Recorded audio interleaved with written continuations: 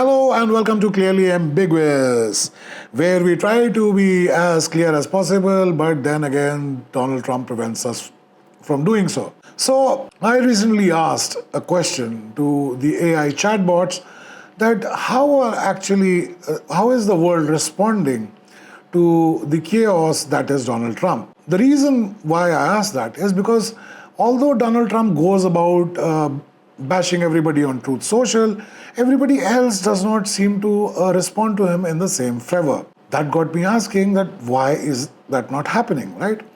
So when Donald Trump basically goes ahead and insults Prime Minister of Japan, what is Japan actually doing? Japan right now is looking at the empty spot where there used to be the United States Navy and is developing their own counter-strike capabilities. They have recently started spending more than 9 trillion yen to basically say goodbye to the pacifism, which was a good policy till a point of time, but they think that things have changed in 2026. South Koreans, on the other hand, are making sure that they can have nuclear submarines. They have recently passed a legislation which will allow them to place nuclear reactors on their submarines or any other naval missiles. That will bring them close to enriching enough nuclear fissile material to actually build a couple of kiloton bombs, which they can place in front of the cruise missiles. What is China doing? China is looking for opportunities, turning aggressive, and probably might ramp up pressure on Taiwan. So while Donald Trump thinks that he's making an impact, yes, he is making an impact, that he's waking up people to do more for themselves and not to look towards United States for security guarantees, for economic security, whatsoever. It's basically what he says, get your own oil if you have to. Now let's look at what we've been doing. We have been basically ignoring Trump's insults for almost a very long time now. He keeps claiming that he is the only reason why there is peace in the subcontinent. But if we really look at it, it's basically his CIA, which uses him as a ventriloquist's puppet, who's trying to do color revolutions everywhere else. They think they succeeded in Bangladesh, but then again, their man had to go, and an elected government came there. They have somebody in Nepal that they claim that is their man in Nepal.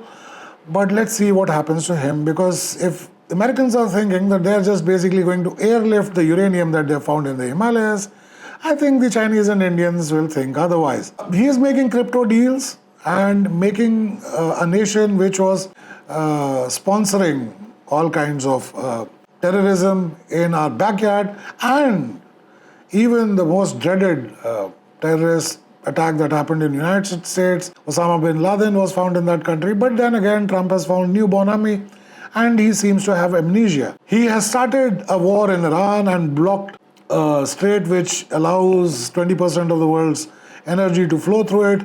He says he's opening it by blocking it. So I don't know what's happening.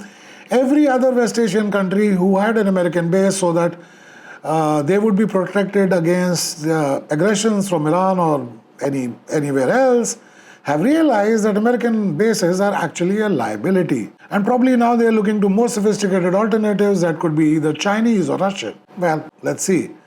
At the same point of time, the president of Ukraine, the comedian Zelensky, also wanted to contribute to this brouhaha in West Asia and wanted to tell them that he can probably help them tackling the flying Iranian lawnmower situation. Unfortunately for him, he should first look in his own backyard, where he's been trying very hard for the Ukrainians to launch a lot of drones against the Russians, and Russians are basically just going skeet shooting on them.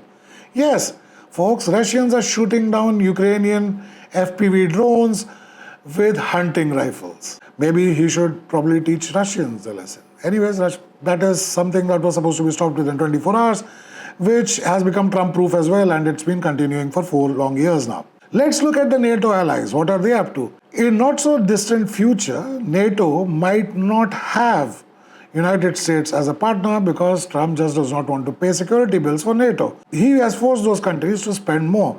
Now if they spend more, they do not listen to him more. Because if they have credible military deterrence, against Russia, they will probably use that deterrence in some form against a tyrannical leader like Donald Trump and not give him Greenland. And the same point of time,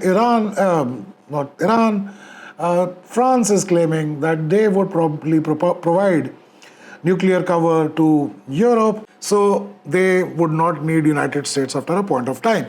So basically what Donald is doing is that he is making United States of America redundant. I wonder how you make yourself redundant and most valuable at the same point of time. If he thinks that he can basically start wars and people are just going to fall in line and people will support him, well, the traditional allies of United States are not jumping with joy on this brouhaha in West Asia. There is no British, French or any other countries contributing to the war of words of United States on false pretenses in West Asia again, unlike the two earlier ones. So basically this policy for everyone right now is that of Trump-proofing their economies and putting some cotton in the ears while he just goes nuts over Truth Social. Thank you for watching.